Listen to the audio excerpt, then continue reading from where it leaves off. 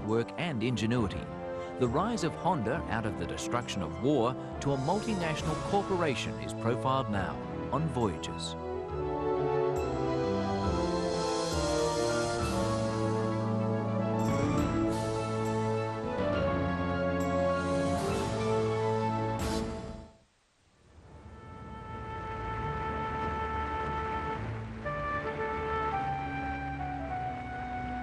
In 1989, Soichiro Honda was inducted into the Automobile Makers Hall of Fame in Detroit, Michigan.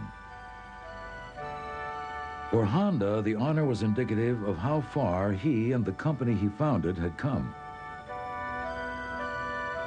The Honda Motor Company had risen from the devastation of World War II by clipping surplus military engines onto bicycles to create motorbikes. Now, 50 years later, the company had become truly global in scope, producing and selling its engines, motorcycles, and automobiles in dozens of countries. The Honda name is now known the world over, and the company stands poised to enter the 21st century as a multinational giant in the automotive world. Yet, the success of Honda Motors, or perhaps even the idea of building an automobile, would have seemed quite distant to the young boys who later led Honda Motors to prominence. Soichiro Honda was born in 1906 in the rural village of Komyo, located over 200 miles from Tokyo. Honda's father was a blacksmith, and often the young Soichiro would work by his father's side, helping to repair the bicycles that were becoming a popular form of transport in Japan. He lived in a small village in Japan, I believe near the Hamamatsu area. Evidently he came, he was very interested in automobiles at an early age. And he told one story about how it might have been a Model T or a Model A had come through his village. All of a sudden, here, Honda sees this thing going down the road. And it was, as we said, a Model T Ford. And he was just enthralled by it. I guess the closest thing we can explain to is how the young people in this country went to the barnstormers of the 20s with airplanes, when they saw their first airplane. And he saw this vehicle, and it horseless carriage, whatever you want to call it, it ran and it came through town, and it dripped a little bit of oil, which was the only thing, the only residue. Horses have a little different residue that they leave behind. The oil, he put his fingers in there, and he actually smelled the oil, and they say you had gasoline in your veins. Well, I guess if anyone had gasoline in his vein, it was Mr. Honda. At the age of 15, Honda put an end to his formal education and traveled to Tokyo to serve an apprenticeship at Art Shokai, a modest automobile repair shop. At first, there was little work for Honda at the well-staffed shop, but soon that changed. On September 1st, 1923, the Great Kanto earthquake struck Japan.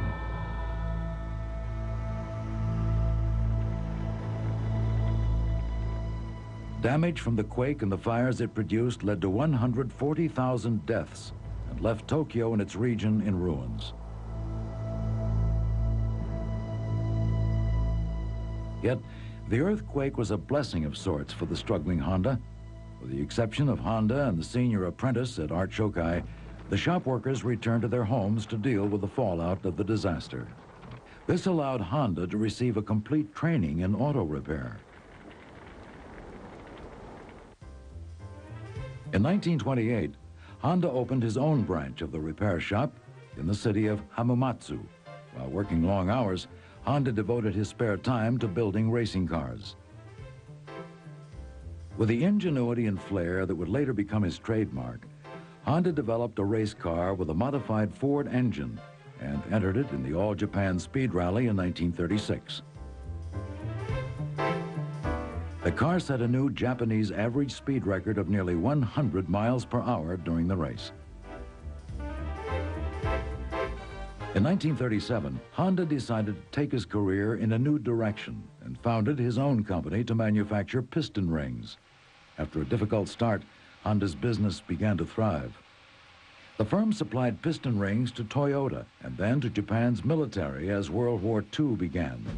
The Second World War proved to be a time of both opportunity and frustration for Honda. At the outset, the distant war proved to be popular with many Japanese and profitable for Honda.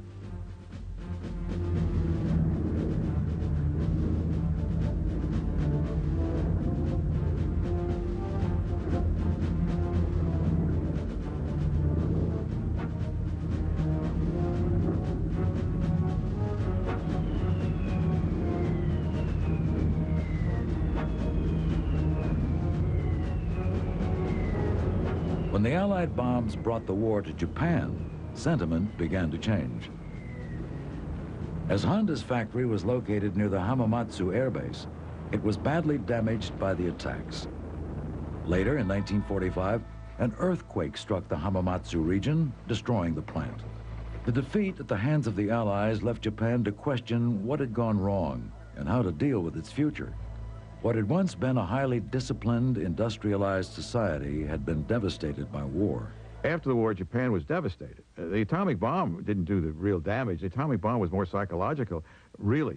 The damage was done by incendiary bombs and regular, what they call today, carpet bombing. There was nothing between Yokohama and Tokyo, which was the industrial area, except just wasteland. Yet Soichiro Honda found opportunity even in these dismal times. In October of 1946, Honda established the Honda Technical Institute in Hamamatsu.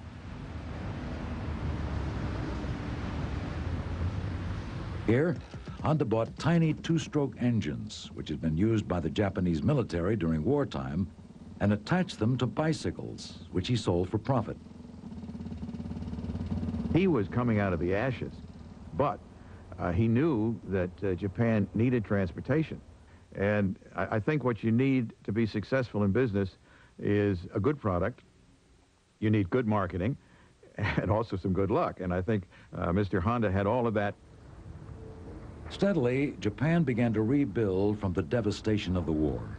Heavy industries such as shipping and steel benefited from the country's continual reinvestment. While sacrifices remained great, the push for recovery was in full force.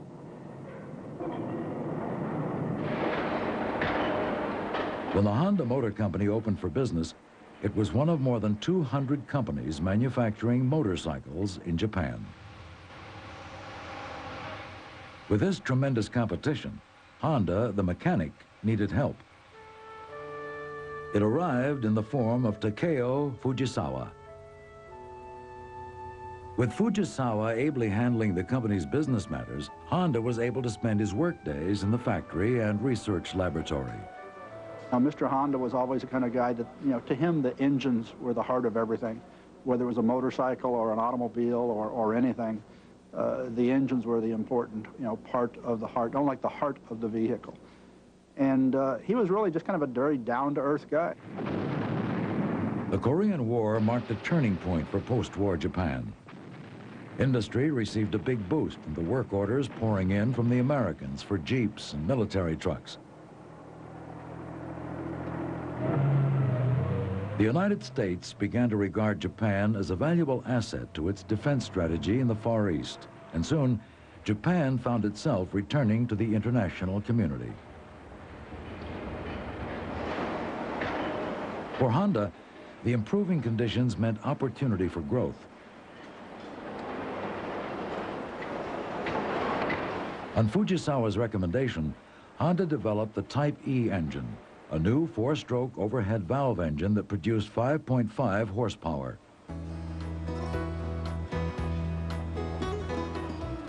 Honda followed its success with the introduction of the F-Type Cub in 1952. This 50cc engine was similar to Honda's original Type A engine that clipped onto bicycles, but the power output was more than doubled. The success of his new engines allowed Honda to build new factories, establish a research and development center for new technology, and secure his financial ground. In 1954, the company went public, and stock in the Honda Motor Company was traded on the Tokyo Stock Exchange. By the following year, Honda was Japan's leading motorcycle manufacturer. While his engineering feats were moving his company closer to the top of the motorcycling world, Honda never lost his passion for racing. From the start, Honda set his sights on success at the highest level, the Isle of Man Tourist Trophy Race. Honda made its first appearance on the Isle of Man in 1959, when consistent performance was rewarded with the manufacturer team prize. True success arrived in 1961, when Honda motorcycles won the first 5 positions in each of the 125cc and 250cc categories. Bolstered by their success in Japan, Honda and Fujisawa began to look for new markets. Fujisawa felt that for consumer goods to be accepted anywhere in the world, they must first be accepted in the United States. Therefore, Honda, the king of the road in Japan, would turn its attention to America. Avoid the Honda Corporation on voyages. In June of 1959, Honda Motor Company established its foothold in the United States. Armed with its best-selling motorcycles, the Bentley and the Dream, and its newest weapon, the Super Cub, Honda looked to make waves with American buyers. At the time, nearly all export from Japan was handled by the traditional Sogo Shoshis, which acted as powerful trading companies. Honda, true to its developing reputation as a maverick among Japanese businesses, decided to establish its own system of distributions for its motorcycles. Working from its tiny West Coast offices, Honda representatives put their product into existing American motorcycle shops. Sales were dismal, but Honda quickly recognized the problem. Most Americans thought of motorcycles as big, noisy, grease-spilling machines that were ridden only by the sort of shady characters popularized in the Hollywood movies of the time. In response, Honda began to turn away from the established bike shops and started to sell his tidy Super Cub through sporting goods stores, hobby shops, hardware stores, and even supermarkets. American Honda was founded in 1959, and Mr. Kawashima, Kei Kawashima, came over here to run the company. It was interesting because I've talked to a lot of the motorcycle dealers who were here at the time, and it was, I think, very surprising to them because the numbers that they were talking about doing, you know, at the time maybe, I'll say Triumph might have been doing, say, about 15,000 units a year in the U.S. market. And when they were talking to Mr. Fujisawa about, you know, 14,000 or 15,000 units, the motorcycle dealers, they felt that he was talking also about, you know, a year's business. He said, no, he's talking about 1 month's business. You know, their plans were quite a bit larger than what the average motorcycle dealer had been used to. Yet the company was very small at the time, and, you know, Mr. Fujisawa and Mr. Kawashima basically, they would actually drive around city to city and sell motorcycles to dealers off of a truck. And that's kind of like how the company started, just that method, you might say, of distribution. Retailers began to covet the Super Cub, which was clean, attractive, and easy to display.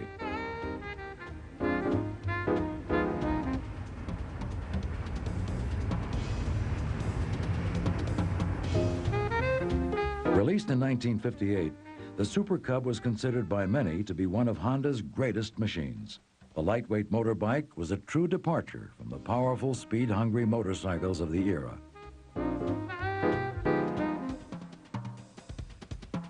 The Super Cub had a carefree image, and its step-through design made it easy for women to ride. It was powered by a 50cc engine that could now produce 4.5 horsepower. Its clean styling, easy handling, and low maintenance costs made the bike a true alternative to existing models of motorcycles.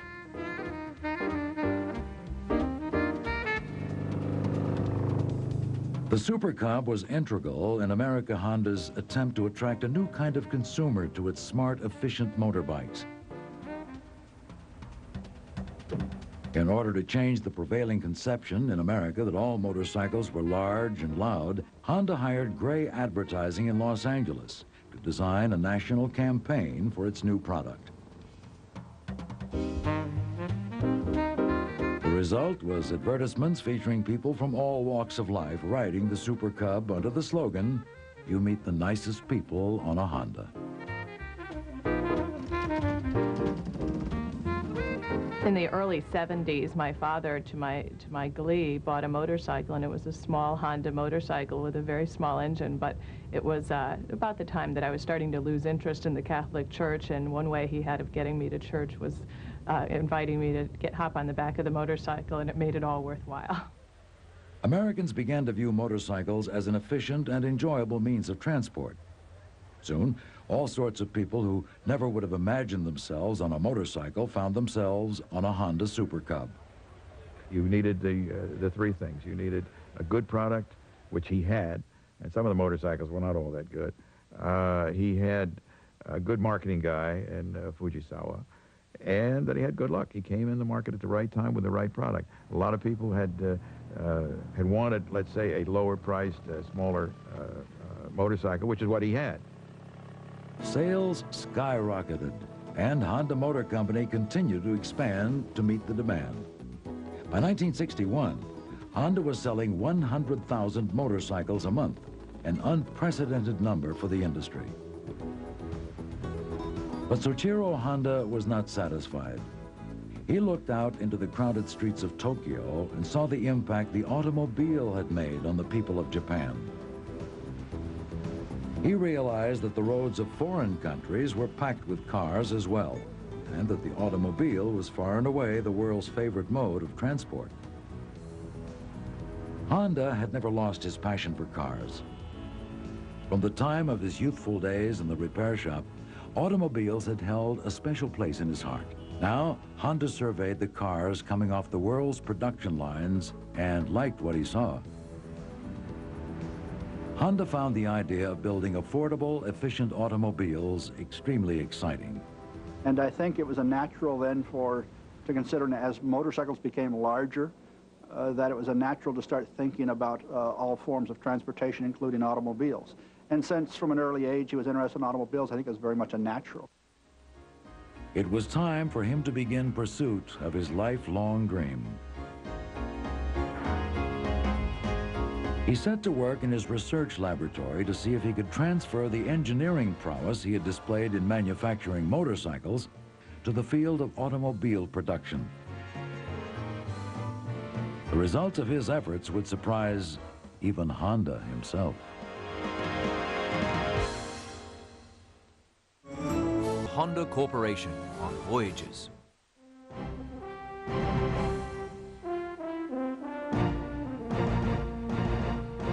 In the 1960s, Honda motorcycles won over not just the United States, but the entire world. With his motorcycle operations clicking at nearly every level, Soichiro Honda began to look at new frontiers.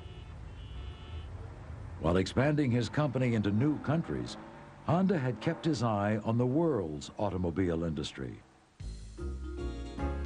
He was intrigued by what he saw, especially with the compact cars being offered by the European manufacturers. Companies like Fiat had started to put their small cars on the road.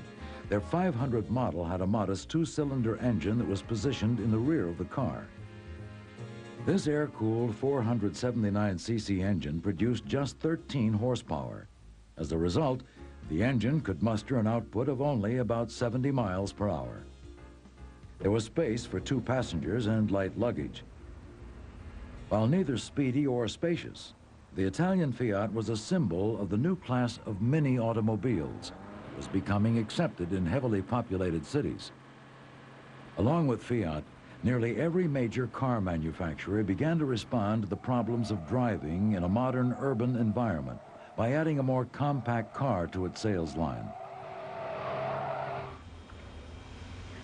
Engineers raced to redesign the automobile for the new contemporary lifestyle.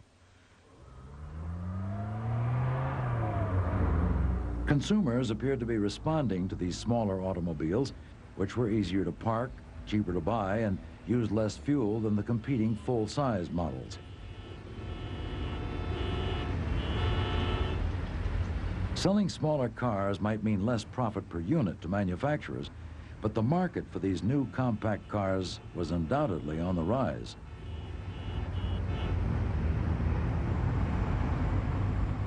Even the United States began to slowly make room for smaller cars. American car makers and car buyers alike had long been proud of their tradition of large automobiles. Nevertheless, downsized cars from U.S. manufacturers such as Ford's Pinto, GM's Vega, and American Motors' Gremlin began appearing on the roads in larger numbers. As compact cars began to compose a larger percentage of car sales in the U.S., its powerful auto industry felt certain customer loyalty would ensure high sales for its new offerings. Honda knew that breaking into one of the world's most exclusive industries would not be easy. What he did not expect were the roadblocks put in his path by his own government. In the early 1960s, Japan's powerful Ministry of International Trade and Industry wanted to restructure the Japanese auto industry by regulating existing manufacturers and prohibiting new companies from entering production. In order to ensure that they would be able to produce cars in the future, Honda scrambled to bring a few light vehicles to the market as quickly as possible. Honda engineers had planned on studying automotive technology until they felt ready to begin building cars, but events had forced their hand. They developed some of their early sports cars and the early trucks they referred to as the TN360, you know, back in the early 60s. But that was just the beginning. For the time being, the company decided it would have to develop its technology through Formula One racing. Honda had a great interest in racing, and his interest in racing was not so much that he wanted to win the race. He wanted to learn from the experience of racing. Racing tests your technology. If you win the race, it's because your motor didn't fall apart. Honda Motor Company set out to build an engine and body for the Grand Prix racing circuit, the most prestigious in all of racing.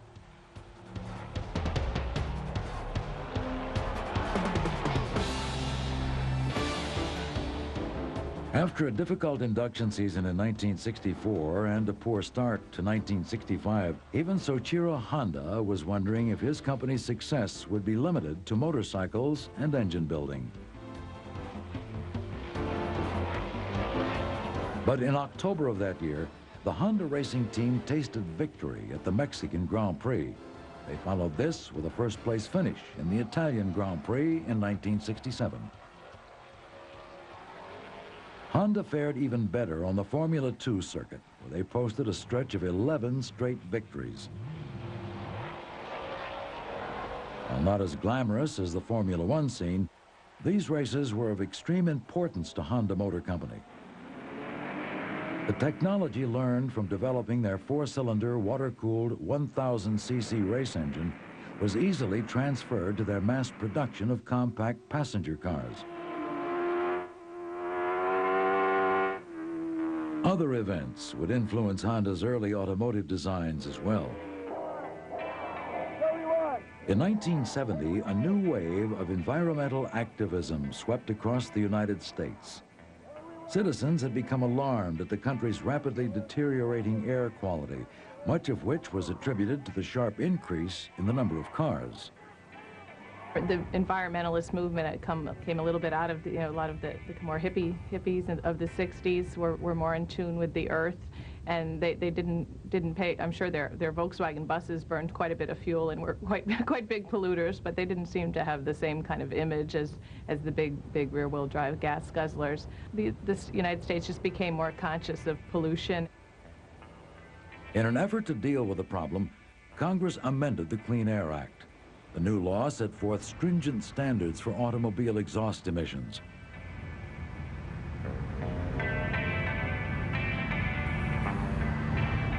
Emission control was about to become a major challenge for automobile manufacturers all the world over. Honda engineers watched the events from overseas with great care. Their experience had taught them that to reduce emissions, the engine must be revving slowly, and that the fuel must be burned slowly at low temperatures. This was in direct contrast with the high-output, high-revving engines they were currently producing. They knew they must begin to manufacture water-cooled engines if they wanted to sell cars under the new emission guidelines. At the time, most manufacturers in the automobile industry were attempting to reduce air pollutants with the employment of a catalytic converter. Honda rejected the use of catalytic converters, which treat pollutants after they are produced. He wanted to devise a system that would clean up the exhaust gases inside the engine itself without relying on catalytic converters. The result of Honda Motor Company's efforts was the revolutionary compound vortex controlled combustion engine system. Commonly known as the CVCC, Honda's newly designed engine was the first to meet the emission standards set forth by the U.S. Clean Air Act. The Clean Air Act, the very first Clean Air Act, we've had several sets of amendments, but the very first Clean Air Act was in 1970, and the members of the Big Three lobbyists went on Capitol Hill and told Congress they simply would not be able to meet this law. And one of the representatives from Honda, perhaps the president, went before Congress and said, yes, can do, we can do, and much to the, amazement and, I'm sure anger of the Big Three. While the world's car makers, including America's Big Three, insisted on postponement of the new emission standards, Honda was poised to launch its first major assault on the automobile industry.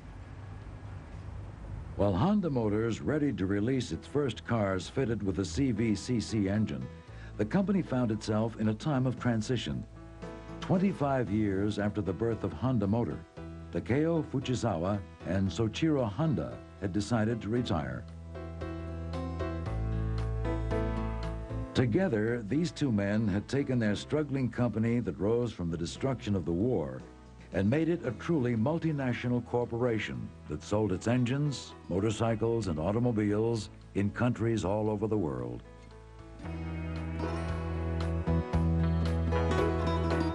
What's more, they had developed the infrastructure at Honda Motor that would ensure the company would have the opportunity to grow well into the future.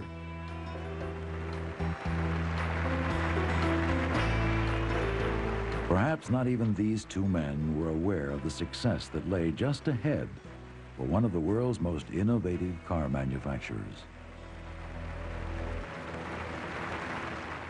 Voyage on voyages. In December of 1973, the Honda Motor Company was poised for the future. Their CVCC engine had passed the United States Environmental Protection Agency test for 1975 emission standards.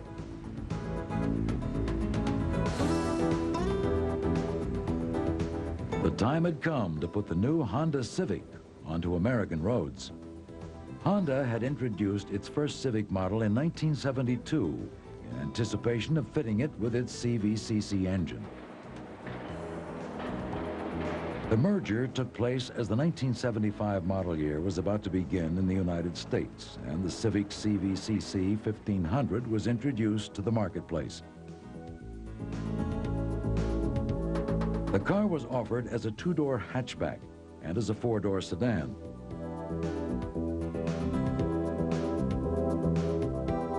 The Civic was a giant success. And soon, Honda was selling 10,000 cars a month. Civic sales were boosted by more than its pollution-controlling engine. The cars proved to be easy to drive and extremely durable.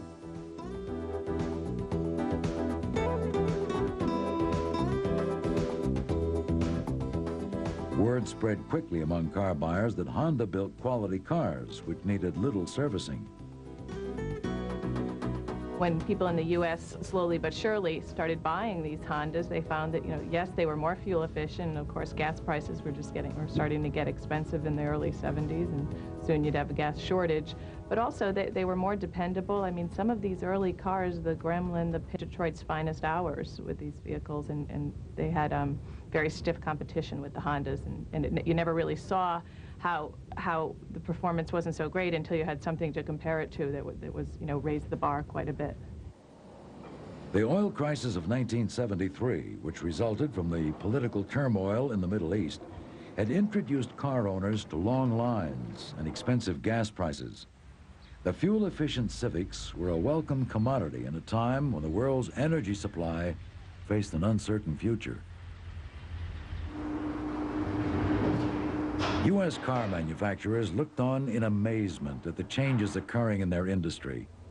For decades, they had looked upon foreign imports as nothing more than trivial competition that could be rolled back at will. Now, however, they sat stunned at the engineering achievements and soaring sales of companies such as Honda, and there was more to come.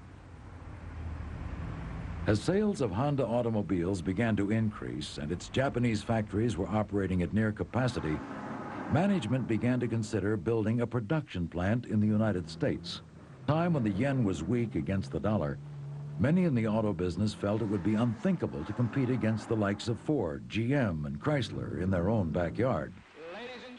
Honda officials selected Marysville, Ohio, as the site for the plant, and the first car rolled off the line in 1985. USA 001. Official USA 001, Ohio.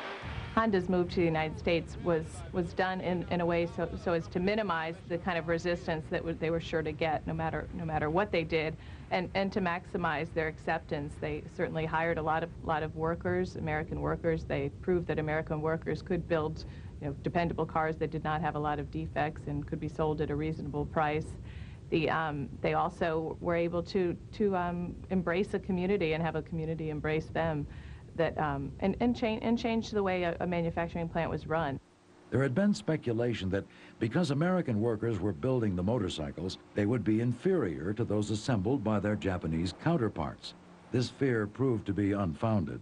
The first Honda Accords that came off the assembly line were considered by most automotive journalists to be on a par with the same Honda Accords that were coming off the assembly line in Japan. And this is where I think Honda deserves a tremendous amount of credit, because at that time there was a lot of talk about how bad the American-built cars were. And the reason American cars were built bad, they said, was because the American worker just didn't care, and it was the American workers' fault that this was the case. It really wasn't. It was American management that was at fault. And Honda proved this. Honda said, bring everybody to the table. Well, that's what the American car company started doing, and that's when the American car industry started to blossom, when they brought everybody to the table. There were no enemies. Everybody had something to contribute. And Honda has a reputation, no matter who you are in the company, if you want to talk to the top people, they'll listen. They want to know how to make the product better. And that's why Honda all of a sudden became the #1, the Honda Accord became the #1 selling car in the United States for many years. The Accord expanded Honda's reputation for producing efficient, affordable cars.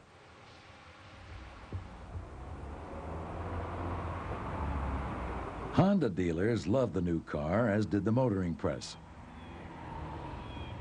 The first Accord was named Motor Trend's Import Car of the Year, an award for which it has been a serious contender for almost 2 decades. The Accord became the flagship of the Honda line, and for several years has been the best-selling car in the United States.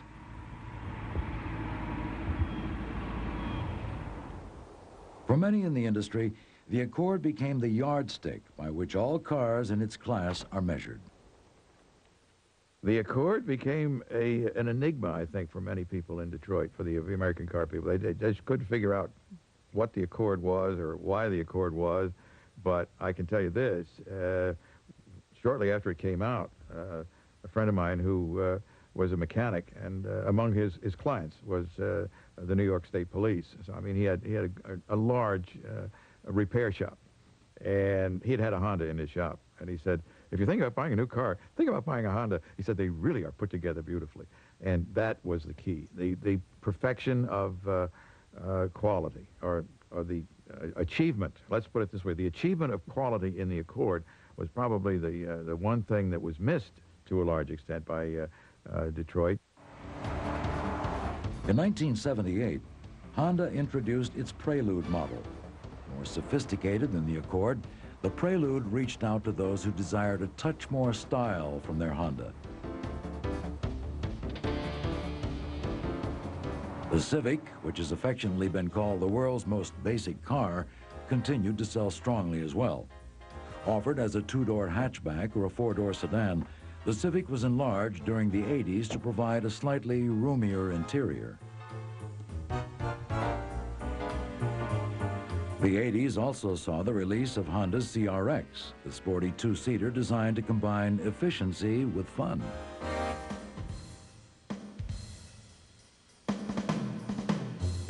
Soon, American Honda found itself not only producing cars for the United States, but exporting them around the world as well. American Honda has become the top-ranked U.S. automobile exporter to Japan, and its American-built Accord is the #1 automobile export from North America. Now, the other part of luck, if you will, was the fact that after they had this plant in place in 1982, there was this tremendous surge in the value of the yen, which made Japanese products in the past, the dollar had been strong and the yen had been weak. So the Japanese products were very inexpensive, relatively speaking. Now it flipped, and the Japanese products became very expensive because of the fact that they were built in Japan, where Honda was building cars here and therefore wasn't being affected by this dollar-yen difference. So this put them in a very good marketing position, and they just kept driving for more and more cars. And now, surprise, surprise, Honda started saying, wait a minute, we can build our cars cheaper here than we can build them in Japan, so why don't we build them here and send them to Japan? American Honda not only exported its product to Japan, but to almost 50 other countries as well. Today, a car buyer in Brazil is able to buy a Honda Accord imported from the United States. American Honda exported more than 100,000 automobiles in 1994. Honda production plants worldwide now have the capacity to turn out more than 2 million cars a year. Voyages, voyages. The 1980s were a time of incredible growth for Honda Motors. They quickly turned their success at their Marysville, Ohio plant into more than 60 production facilities around the world.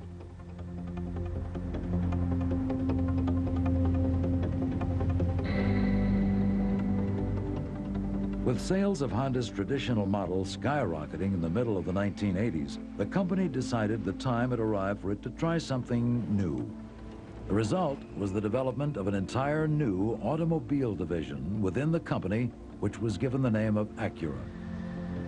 Honda started the Acura division for the same reason that you're seeing so many different car companies that weren't building sport utilities are now building sport utilities, because they were losing customers. As they had people that started in the Civic and then moved up to the Accord, there was nowhere for them to go. And the key to success in the car business is retention of customers, retention of your customer base. The release of the new Acura line had the press and car buyers alike talking about the new high-performance cars from the Honda family. Yet, Honda Motors had its own ideas of what it expected from a true high-performance automobile. Honda set out to demonstrate its definition of high performance by designing a new generation, limited production, handcrafted, mid-engine, exotic sports car. The new machine was to deliver the kind of performance associated with the world's elite race cars, while avoiding the reliability pitfalls that besiege many of industry's top-shelf models. Engineers worked to develop a car that would push the limits of power, packaging, and handling, while providing the driver with an easy-to-operate driving machine, complete with all of the amenities consistent with vehicles of its class. The challenge for the Honda design team was to match the power and performance of the world's heavyweight sports cars, which are usually equipped with a V8 or V12 engine, with the quick response and smooth handling of exotic, lightweight cars. With its long list of objectives, Honda Motor Company engineers set forth on their new project. By carefully utilizing the technologies and engineering practices developed at the Honda Motor Company, designers hoped to produce a world-class car that would bring a new level of prestige to the company name by demonstrating how Honda defined high performance. The Acura NSX appeared in 1991, displaying to the entire world just how far this innovative car manufacturer from Japan had come. The NSX, I think, is one area that they could take every feature or every technology that the company had ever developed and put into one vehicle at one time, and price was not really a limiting factor. They put in the best they could, and obviously the car was not cheap, but even when the car came out, many people said it was the best sports car that had ever made. The Acura NSX helps create floor traffic, where more people are coming into the showroom and to look at that car, but hey, I can afford an Acura Integra and it has almost the same engine or the same engine. That's a lot of what happens with any of these fancy sports cars. Honda engineers had created a car whose handling limits equaled those of the most sophisticated production. The NSX was extremely responsive, ensuring a precise and predictable ride. The exceptional performance of the NSX was a direct result of its innovative, lightweight design. To construct an advanced automobile like the NSX, engineers had to develop a chassis that was rigid yet extremely light.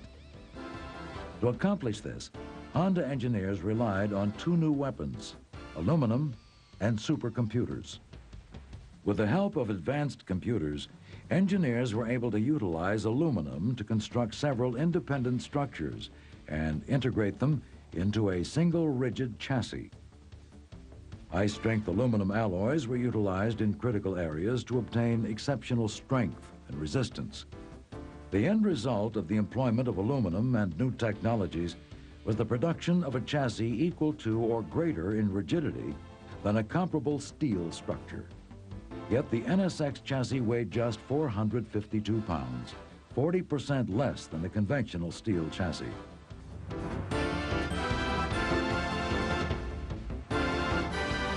A new plant was built exclusively for manufacturing the Acura NSX. 200 elite workers, all of whom had at least 10 years of experience at Honda, were chosen for the assembly process. The NSX plant did not utilize many conventional automated systems during the manufacturing stage, relying instead on the handcrafted quality that is easily seen in the completed product. This was more than a great-looking car. Its advanced aerodynamic design was an integral factor in its smooth handling and quiet ride. Yet, the high styling was not confined to its exterior. In designing the interior of the NSX, engineers worked hard to merge science and technology with the human needs of its occupants. The cockpit was built to fit snugly the driver's hips, while allowing for ample shoulder and headroom. Designed for serious driving, the cockpit of the NSX also proved to be comfortable during extended trips. The accommodating layout of instruments and controls made them easy to view and to operate. The NSX featured all of the industry's standard conveniences and added luxuries such as leather-trimmed four-way power seats that made driving a truly pleasurable experience. The power is supplied by a 3-liter double overhead cam 24-valve V6 engine. Larger engine designs were passed over in favor of the V6 in order to keep overall weight of the vehicle as light as possible. The Acura NSX is a dream car, not only for the engineers, but for people like me, because I'm someone who, even though I write for some enthusiast magazines, I never really liked the Porsche until a couple years ago, because it was just such a, it was a battle to get in the car, you felt uncomfortable. It was not a car that women, unless they were really trying to be aggressive or were actually aggressive women, could really enjoy driving. The technical and engineering achievements of the NSX showcased the phenomenal development Honda Motor Company had made since it began automobile production in the early 1960s. Starting with a desire to simply carve a niche in the world's exploding car market, Honda Motors has become a major player in the automobile industry. With its ability to develop new technology and to stay ahead of changing consumer demands, the company has displayed the innovative style that has established the Honda name the world over.